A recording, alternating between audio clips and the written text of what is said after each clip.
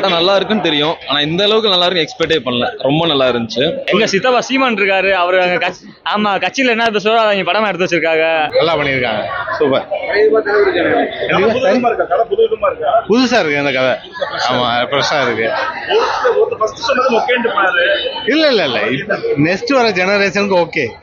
அடுத்து வர generation AI இந்த மாதிரி பண்றாங்கல்ல, ஜெனரேஷன் சூப்பர், பர்ஃபெக்ட். அதனால சொல்றதுக்கு ஒண்ணுமே இல்லை. பட் மேக்கிங் வைஸ் கிளப்பிட்டாப்ல, மற்றபடி வேற ஒண்ணுமே வேஸ்ட். வேஸ்ட் ஒண்ணுமே இல்லை. எஸ்ஜே சூர்யா கூட கிளைமேக்ஸ்ல மட்டும்தான் பண்றாப்ல, வேற ஒன்றும் பெருசா ஒன்றும் இல்லை. நான் ரியலி அப்செட் படத்தில்.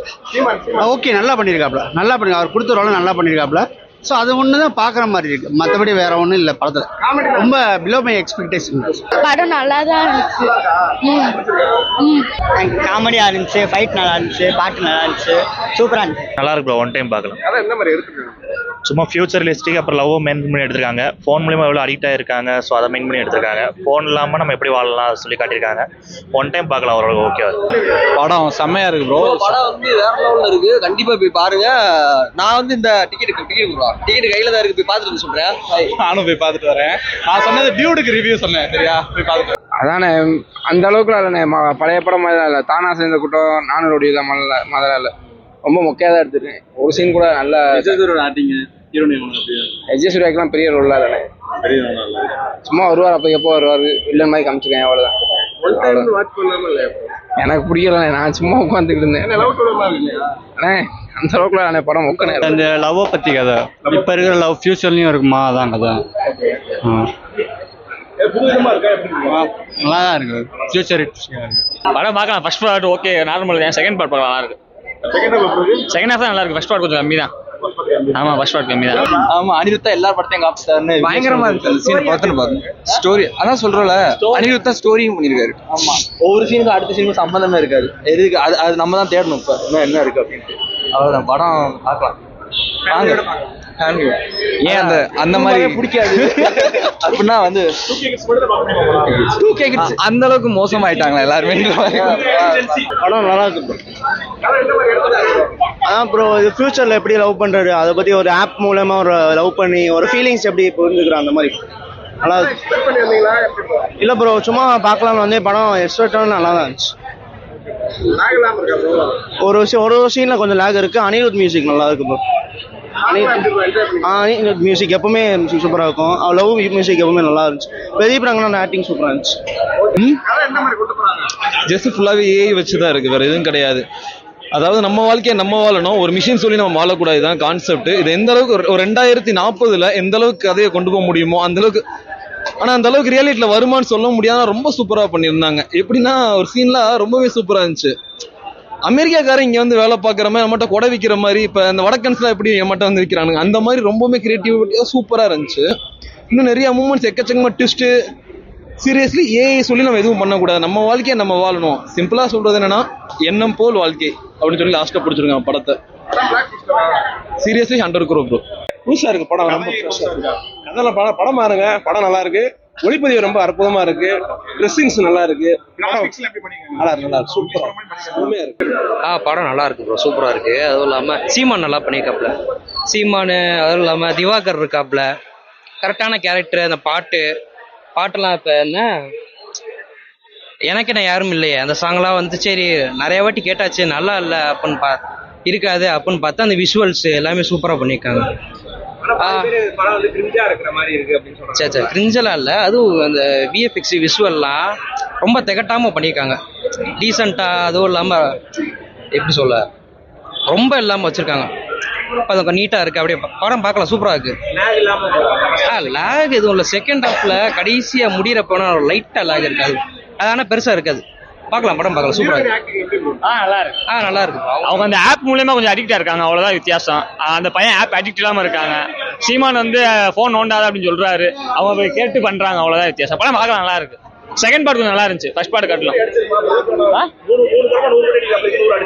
இது அடிச்சிடும். அவர் படம் ஃபுல்லா ஹிட்டா, 3 படமே நல்லா ஹிட் ஓடி இருக்கு. 4வது படம் கண்டிப்பா அடிக்கும் அவர் படம். டியூட் லெவலுக்கு இல்ல, அந்த லெவலுக்கு இல்ல. டியூட் டிராகன் லெவலுக்கு இது இல்ல. ஆனா அந்த டியூட்ல டிராகன் நடிச்ச 5 பேர் நடிச்சிருக்காங்க. படம் சூப்பரா இருக்கு ப்ரோ. வாட்டர்மெலன் ஸ்டார் தான் இப்படி ஏற்றி அவ்வளவு சீன் வந்தா அவ்வளவு வாட்டர்மெலன் ஸ்டார் எல்லாமே நிறைய இன்ஸ்டாகிராம் செலிபிரிட்டி நடிச்சிருக்காங்க அந்த படத்துல. ஆமா, ஒரே ஒரு சீன் இப்படி அப்படி ஒன்றும் வரல, அது கூட வந்திருக்காரு, அவ்வளவுதான். இன்ஸ்டாகிராம் செலிபிரிட்டி கொஞ்சம் நிறைய பேர் நடிச்சிருக்காங்க. அதாவது படத்துல ஏதாவது ஒரு டிஃப்ரெண்ட் இருக்கும் அப்படின்னு நினைச்சு வந்தோம். படமே ரொம்ப டிஃப்ரெண்டா இருக்கு. படத்தை வந்து ஒரு இன்ச் பை இன்ச்சா ஒவ்வொரு ஃப்ரேமையும் வந்து கரெக்டா 2040க்கு மேல எப்படி இருக்கும் அப்படிங்கறத நல்ல சூப்பரா பண்ணியிருக்காங்க. படத்துல வந்து அந்த படம் அமைப்பு, அதாவது ஒளிப்பதிவு ரொம்ப அருமையா இருந்துச்சு. கதை ஃபர்ஸ்ட் ஹாஃப் வந்து லைட்டா கொஞ்சம் லாக் இருந்தாலும் செகண்ட் ஹாஃப் கொஞ்சம் நல்லா போச்சு. ஆனா இதுல வந்து சீமான் அவரோட இது வந்து இந்த ஒரு இயற்கையான முறையில பண்றது வந்து ரொம்ப சூப்பரா இருந்துச்சு. மொபைல்னால நம்ம அடிமையாக்கப்பட்டுக்கிட்டு இருக்கோம் அப்படிங்கறத இந்த படம் வந்து தெளிவா காமிச்சிருக்கு. ஆனா ஒரு மொபைல் வந்து ஒருத்தவங்களோட காதலை வந்து நிர்ணயிக்க முடியாது, ஒரு ஆப் வந்து ஒரு காதலை நிர்ணயிக்க முடியாது. அதுக்கும் ஹார்ட் ஒரு மனுஷன் அப்படிங்கிறவங்க இருக்காங்க. அந்த மனுஷன் வர்ற காதலை வந்து ஒரு ஆப்போ ஒரு மொபைலோ நிர்ணயிக்க முடியாதுங்கிறத ரொம்ப சூப்பரா தெளிவா அழகா சொல்லியிருக்காங்க. இதுல வாட்டர்மெலன் சார் ஒருத்தர் வர்றாரு, அவரும் நல்லா இருந்துச்சு. காமெடி யோகி பாபு ரொம்ப சூப்பரா பண்ணியிருந்தாரு.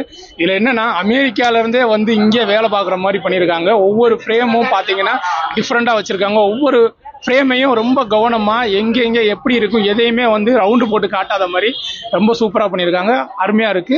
எனக்கு படம் பிடிச்சிருக்கு. ஆனா கொஞ்சம் ஸ்லோவா இருக்க மாதிரி இருந்துச்சு. மற்றபடி ஆமா, ஸ்கிரீன் பிளே கொஞ்சம் ஸ்லோவா இருக்க மாதிரி இருந்துச்சு. ஃபர்ஸ்ட் ஹாஃப் கொஞ்சம் ஸ்லோ, செகண்ட் ஹாஃப் கொஞ்சம் நல்ல விறுவிறுன்னு போச்சு. ஆனா காதலை வந்து யாராலையும் நிர்ணயிக்க முடியாது, ஒரு ஆப்பாலேயோ ஒரு மொபைல்னாலேயோ நிர்ணயிக்க முடியாது. இது வந்து மனசு மட்டும்தான் அப்படிங்கிறத காமிச்சிருப்பாங்க. ரொம்ப சூப்பரா இருக்கு படம். இல்ல, இந்த படம் கொஞ்சம் அவங்கதான் நிறைய செலவு பண்ணிருக்காங்க. இந்த படத்துக்கு வருமானு தெரியல. நன்றி. ஆனா இந்த படம் பார்த்ததுக்கு அப்புறம் தான் இந்த டைலாக்கோட மீனிங் தெரியும். ஏன்னா இப்ப ஏஐ அப்படிலாம் எல்லாமே டெக்னாலஜி டெவலப்மெண்ட் ஆயிட்டு. ஆனா இந்த டெக்னாலஜி 2040க்குள்ள லவ் எப்படி இருக்கும் அப்படின்றத அந்த யூனிவர்ஸ்குள்ளேயே கொண்டு போய் நம்மளை காட்டியிருக்காப்ல விக்னேஸ்வரம்னா லவ்னு எடுத்துக்கிட்டோம்னா அவர் லவ்ல பிச்சு உதருவாப்ல. ஆனா இந்த படத்துல எப்படி இருக்குன்னா ஏஐ டெவலப்மெண்ட் ஆயிட்டு இருக்கு. ஆனா ஏஐ உங்க லவ்வை ப்ரிடிக்ட் பண்ணும்போது நீங்க எப்படி அதை சுதாரிச்சுக்கணும், அப்ப நீங்க எப்படி ரியாக்ட் பண்ணணும்ன்றத அந்த படம் சொல்லுது. ஒரு ஏஐக்கும் மனுஷங்களுக்கும் உணர்ச்சிகளுக்கும் இடையில நடக்கிற ஒரு போர் தான் இந்த படமா இருக்கு. அப்போ இந்த படத்துல சொல்லியிருக்கிற விஷயம்னா 2040 நடக்கும்னு நினைக்கிறேன். ஏன்னா இப்பயே எல்லாருமே சின்ன குழந்தையிலிருந்து எல்லாருமே போன் கொடுக்க ஆரம்பிச்சு, போன் இருந்தால் தான் சாப்பிட்றாங்க. இது நோமோபோபியா அப்படின்னு ஒரு இது சொல்றாங்க.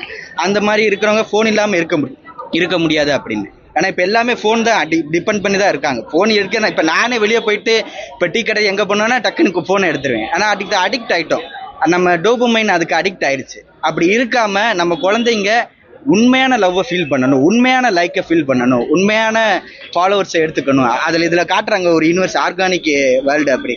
அப்படி இந்த ஆர்கானிக் வேர்ல்டு எப்போ வரையும்னா ஒரு சீமான் சார் எல்லாம் ஒரு ஐடியாலஜி சொல்லுவார்ல. ஆனா இந்த படத்துல அந்த ஐடியாலஜி சொல்றதுக்கு அவர் தான் கரெக்டா இருக்கு. ஏன்னா அவர் சொன்னாதான். ஏன்னா அவர் டைம் போன் இல்லை. நம்ம விஜய் சார் எடுத்துக்கிட்டோம்னா அவர் டைம் போன் இல்லை. இப்ப பவர் பாஸ்ல எடுத்தோம்னா அவங்க யூஸ் பண்ற போன்னா டெக்னாலஜி எதுவுமே இருக்காது.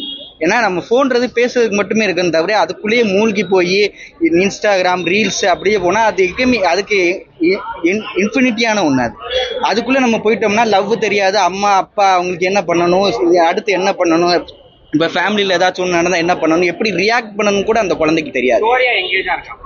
ஸ்டோரி எங்கேஜா இருக்கு. ஆனா ஸ்டோரியில எனக்கு பிளஸ்ஸா இருந்தது சீமான் சாரோட அந்த கேரக்டர் தான். அவர் தான் அந்த எல்லாமே. ஏன்னா இவங்களுக்குள்ள இருக்கிற அந்த டெக்னாலஜி உலகத்துல அவர் தான் மனுஷனா வாழ்றாரு. இப்ப 2040 யாரும் மனுஷனா இல்லாம இப்ப எல்லாம் விவசாயம் அப்படிலாம் பேசிட்டு இருக்காங்க. அவங்க மட்டும்தான் வாழ்வாங்க. இப்படி இந்த போனு அப்படின்னு நோண்டிட்டு இருக்கவெல்லாம் அதுக்கே அடிக்ட் ஆவாங்க. அவங்க வாழ்றதே அந்த போனுக்காக தான் இருக்கும். லவ்வுக்காக இருக்காது, பேரண்ட்ஸ்க்காக இருக்காது.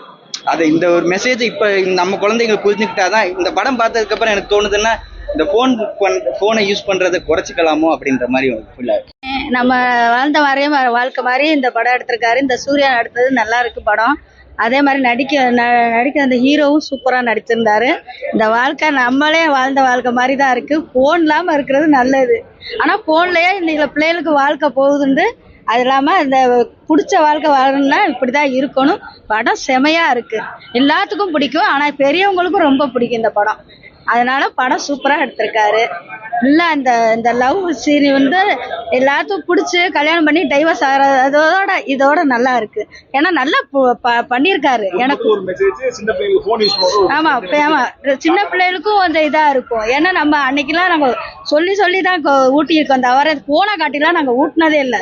நாங்கன்னா அந்த காலத்துல இருந்து நான் இப்போ இன்னைக்கு தான் பார்த்த படம் எனக்கு உண்மையா இருந்துச்சு. என்ன வாழ்க்கையில நான் இப்படியே வாழ்ந்திருந்தனால எனக்கு ஒரு ஒரு நம்பிக்கை வந்துச்சு. இதுதான் படம், சூப்பரா இருக்கு. ஆமா, படம் சூப்பரா இது பண்ணியிருக்காரு. அதே மாதிரி அப்பான்ற ஒரு வார்த்தை வாழ்க்கை அப்படிதான் இருக்கணும்ன்றது காட்டிட்டாரு. நல்லா இருக்குதுண்ணே, சூப்பரா இருக்கு படம். ஓனா இருக்கு. இது போதும். அது ஒரு மாற்றம் எல்லாருக்கும் வரும். இல்லைன்னா போனை குறைச்சிக்குவோம். ஏன்னா நம்ம இப்போ டிராவல் பண்ணுற பஸ்ஸில் டிராவல் பண்ணும்போது நிறைய இது நம்ம பார்க்குறோம். அதில் நம்ம ஃபோனை யூஸ் பண்ணிக்கிட்டே அந்த பஸ்ஸில் என்ன நடக்குது, அங்கே நடக்கிற ஒவ்வொரு சீன்ஸ்க்கும் நீங்கள் எல்லாம் பார்த்துருப்பீங்க. ஒரு சின்ன பிச்சை எடுக்கிற அவங்களுக்குள்ளேயே ஒரு சின்ன தள்ளு வண்டியிலையும் இருக்கிற அந்த லவ்ஸ் எல்லாம் நீங்கள் ஃபோன் நோண்டும் போது பார்க்க முடியாது. அந்த நேச்சுரலான ஃபீல்ஸ் எல்லாம் நம்ம உணர முடியாது. அதெல்லாம் உணரோம்னா நீங்கள் அந்த ஃபோனை எடுத்து கொஞ்சம் விலகி போது தான் உங்கள் லவ், பேரண்ட்ஸோட லவ் அதெல்லாம் புரியும். இதுல இருந்து கொஞ்சம் விலகி வாங்க, அதுக்குள்ளே மூழ்கிறாதீங்க அப்படின்றத இந்த படம் சொல்லுது. அப்போ சீமான் சார் சீமான மேடையில பேசுறத அவர் இங்க படமா எடுத்து வச்சிருக்காரு. அவர்கிட்ட நாட்டை கொடுத்தியா கொஞ்சம் நல்லது நடக்கும் நம்புறோம். ஆனா அவர் மேடையில பேசுறத இங்க எடுத்து வச்சிருக்காரு. இந்த இதுல அங்க என்ன பேசுறாரோ அது அப்படியே எடுத்து வச்சிருக்காரு. அந்த ஒரு இதுல ஒரு நம்பிக்கை வருது. ஒரு படத்துல இப்படி பண்றாருன்னா சோ நம்ம பார்லிமெண்ட்ல போனா கண்டிப்பா பண்ணுவாரு ஒரு நம்பிக்கை இருக்கு. இருக்குமோ இன்டிக்கு அப்படின்னு நினைக்காதீங்க. அப்படி இல்ல, சப்போர்ட் பண்ணல. நம்ம யாருக்காக ஒரு விஷயம் யாருக்காக நல்ல நடக்கலாம், மக்களுக்கு நல்ல நடக்கிற எதுவா இருந்தாலுமே அது தப்பு. அவர் சொல்றது இப்ப நம்மளுக்கு புரியாது. ஏன்னா நம்மளுக்கு இப்ப சாப்பாடு கிடைக்கும். இப்ப சிலிண்டர் கிடைக்காம எல்லாரும் கஷ்டப்பட்டீங்கல்ல, அதே மாதிரி சாப்பாடு கிடைக்காம இப்ப நீங்க என்ன பண்ணுவீங்க? அப்ப அவர் சொன்னது புரியும். ஏன்னா ஒரு ஐடியாலஜியை புரிஞ்சுக்கங்க. அவரை தனிப்பட்ட வாழ்க்கை என்னன்னு விமர்சனம் பண்றேன் அதெல்லாம் விட்டுருங்க. ஒருத்தர் சொல்ற கருத்தை மட்டும் பிடிச்சிங்க. இப்ப நானே பேசுறேன், நானே அதை ஃபாலோ பண்ணாம இருப்பேன் ஒரு சிலது. இப்ப நான் பேசுறதை மட்டும் நீங்க எடுத்துக்கிட்டாலே போதும். அந்த மாதிரிதான் சாட் ஜிபிடி சொல்ற எல்லாமே உண்மை இல்ல. அதுக்கு விவசாயம் தெரியுமா? சாட் ஜிபிடி விவசாயம் தெரியுமா? பசியில இருக்கவன் எப்படி கண்டுபிடிக்கணும் தெரியுமா? அந்த மாதிரி எடுத்து சொல்லிருக்காங்க. சீமான் ஒரு மாற்றம் இருக்கு. படையில நல்ல மாற்றமா கொண்டு வந்தாங்க. என்டிக்கு சப்போர்ட் பண்ணல. ஒரு மேடையில பேசினதா இங்க பண்ணிருக்காரு. சோ பார்லிமெண்ட்ல போனா நிறைய பண்ணுவாரு நம்புறோம். அவருக்கு ஓட்டு பண்ணா இல்ல, நீங்க ஒரு மனுஷனா அவர் மதிச்சீங்கன்னா, மனுஷனும் மனிதாபிமானம் காக்கணும்னா அவருக்கு ஓட்டு பண்ணுங்க. மத்த யாருக்குமே. ஏன்னா நாங்களே நம்பல இந்த இதுல சீமான் இருக்காரு அப்படின்றது எங்களுக்கே தெரியாது. அந்த உள்ள அந்த போன் மூலமா பிரதீப் ரங்கனோட அப்பாவா நடிச்சு அந்த ஆர்கானிக் ஃபார்ம்ல எல்லாமே மரம் செடி கொடி தான் நீ பாத்துக்கணும் வச்சுக்கணும்ன்றப்ப அந்த இடத்துல அவர் இந்த எல்லாத்தையும் உடச்சிட்டாரு. போனு நெட்வொர்க் எதுவுமே கிடையாது. இதுதான் வாழ்க்கை, இதுதான் இப்படிதான் இருக்கணும், இந்த நெறிமுறையை பார்ப்போம், வாழ்க்கை நெறிமுறையை பார்ப்போம், போன்லாம் வேணாம், அதெல்லாம் ஆடம்பரம். அதுல ஒரு பொண்ணு அவர் இறந்துட்டாரு. அவர் பொண்ணு இந்த போன் வீடியோல எடுத்து இன்ஸ்டாகிராம்ல ரீல்ஸ் போறதுல ஆக்சிடென்ட், ரோடு கிராஸ் பண்றப்ப ஆக்சிடென்ட் ஆயிரும். சீமானுக்கான படம் தான் இது. அவருக்கு ஒரு மகன் இறந்து போனதுல இருந்து இவர் இந்த ஆர்கானிக் ஃபார்ம் வச்சு இப்படி பண்ணிட்டு இருக்காரு. நல்லா இருக்கு படம், பார்க்கலாம்.